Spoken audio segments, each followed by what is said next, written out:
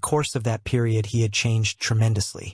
Sure, he still visited his Aji-san and had ramen, but only on weekends, for that perverted bastard had forbidden Naruto to have ramen every day, saying that it stunted his growth. Like hell.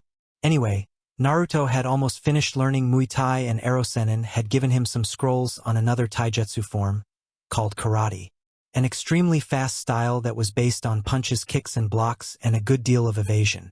It was in fact Naruto who had asked Jiraiya for the karate scroll. He felt that only using elbows, shins and knees limited him. But with combining Muay Thai with karate, he would be able to use all of his limbs and joints, thus surprising the enemy with each new move. Jiraiya had also taught Naruto a jutsu called Kage Bunshin,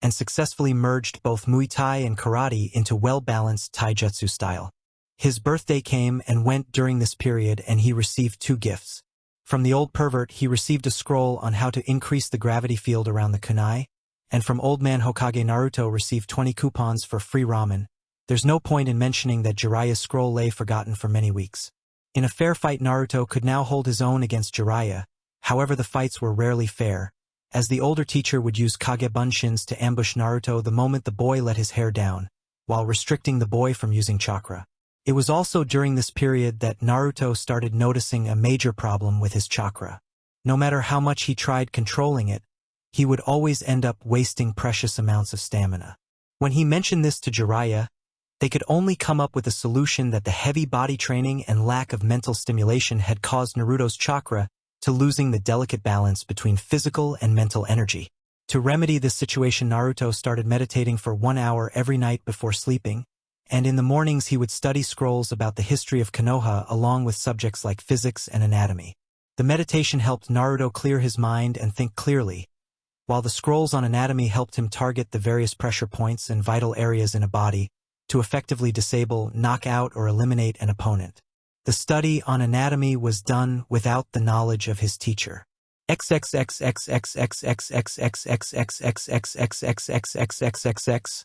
4 months later,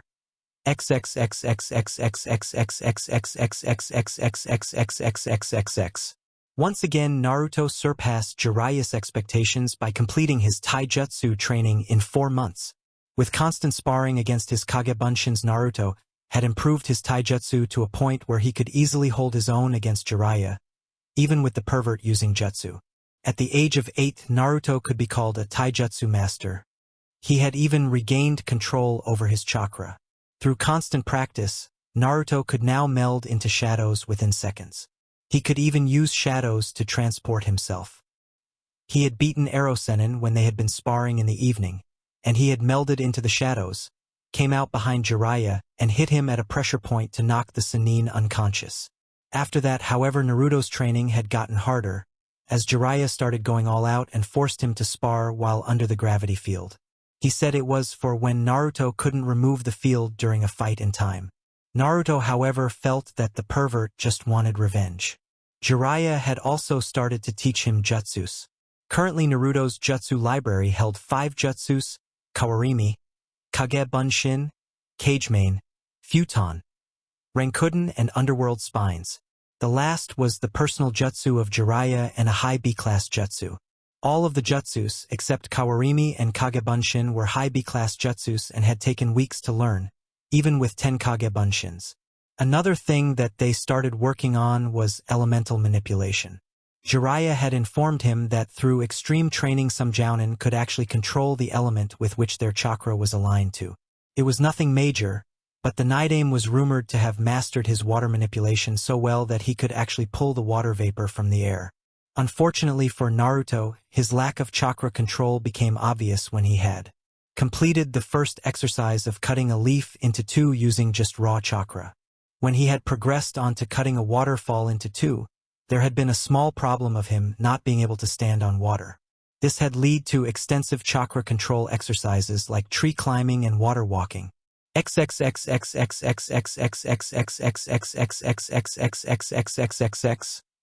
months later,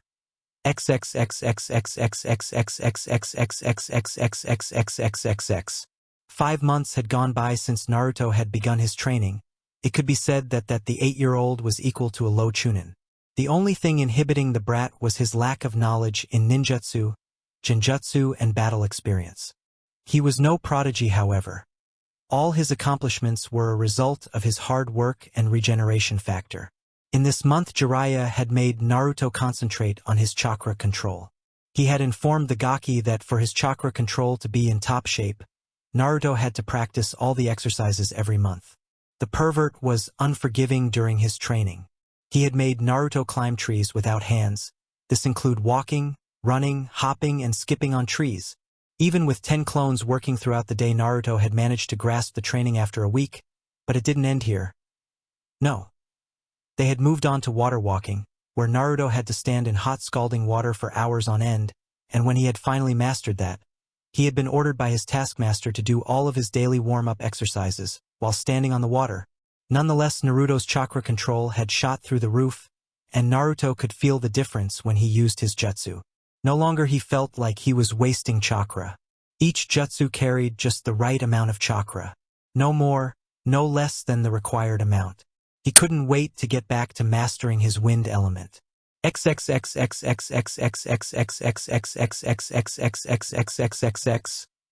months later, 6.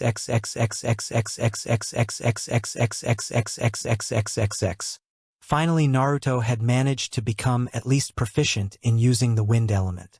He was no means a master, he could not control wind in its natural form, but he could use his chakra to form cutting winds around his daggers that could cut through both tree and stone. He had bought the daggers from the ninja store run by Hinamori's husband, Ichigo. It had taken a lot of pleading and buttering before the man had reluctantly let Naruto buy a pair of twin daggers. The daggers itself were not fancy or anything. They had a firm and comfortable grip which was 8 inches in length. The blade was made so as it didn't reflect any light. It was slightly serrated and was 15 inches in length. The entire dagger was 24 inches long. It was slightly bigger than necessary, but it would be perfect for Naruto when his height increased. The best part about it, however, was that its elemental chakra could be channeled through the hilt into the blade, giving the blade the properties of the chakra. Naruto was training with his blades from a scroll he had received, courtesy the Hokage, when he was interrupted by Jiraiya and Sarutobi. "Oi, Gaki, come over here!" shouted the deranged pervert. Shaking his head, Naruto sheathed his blades at his thighs and made his way towards his teacher. "Old man pervert," he said while bowing to each, not missing the looks of amusement and fury he was receiving. "Jiraiya tells that you've been growing strong, Naruto-kun. That's why we have a test for you. You will be fighting Madogai. He is a jounin specializing in taijutsu. Your task is to defeat him," said Sarutobi, taking a long draught of his pipe. "He will be here shortly."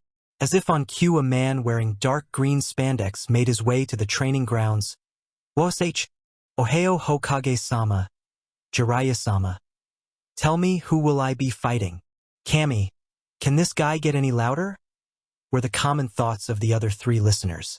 Sarutobi removed a hand from his ears and pointed towards Naruto. YOSH. I will prove my flames of youth by defeating you, little man.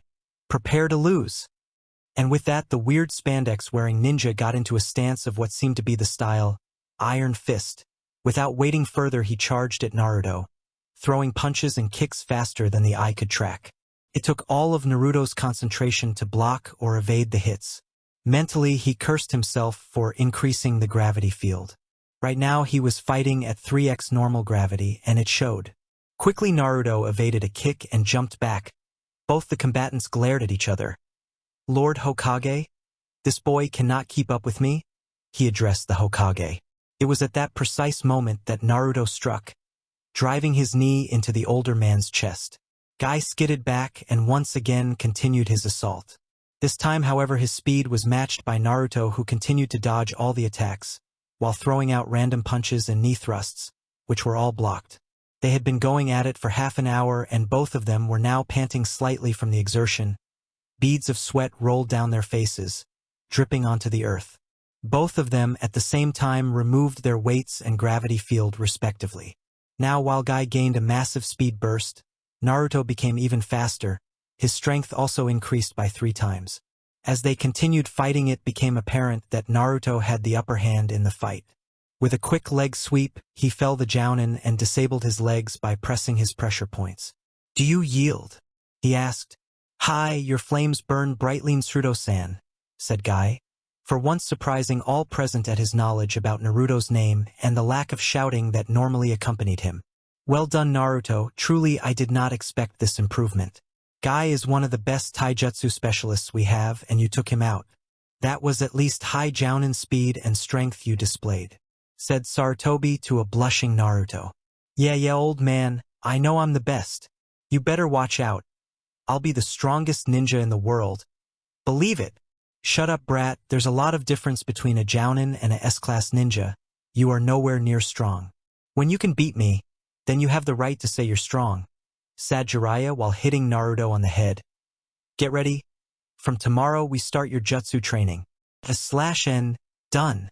An extremely long chapter by my usual standards, that's why it took so long. Expect the next chapter to be equally long. I hope I didn't make him too powerful. He is high jounin in taijutsu and low chunin in ninjutsu. In genjutsu, however, he knows nothing. He has no battle experience. Considering all of this, I'll say that Naruto's mid-chunin. As for the daggers, they won't play a major role. I have a weapon planned for him, but he get it till chapter 10-ish. The reviewer who convinced me to use these will be given due credit in those chapters. Next time, training finishes and assessment. Training ends and assessment. Disclaimer. I don't own Naruto or Splinter Cell. They belong to their respective owners. CW. I understand that Naruto beating Guy in a taijutsu only match may unsettle you. However, if you had read the last chapter carefully, you would have noticed that I wrote, Guy is one of the best taijutsu specialists we have, and you took him out. Right now, Guy is not the best. However, I think getting beaten by an 8-year-old might give him motivation enough to step up his training. As for Naruto, he has been doing absolutely nothing except for eating, sleeping, and training for 6 months. Add to that he has merged 2 fighting styles to create a new, the surprised Guy. As for his speed and strength, he has been training his body through regular exercises like push-ups, squats, crunches, etc. while being under 3 times normal gravity. I think with that type of training, Naruto can be safely called a taijutsu expert. End of training and an assessment.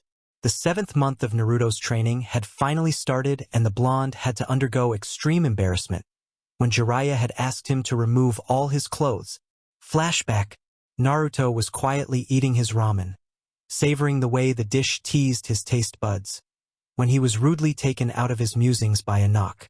Vowing to kill the person who disturbed his quality time, Naruto opened the door only to see Jiraiya standing there with some ink, a brush, and a weird smile that sent chills down the boy's spine.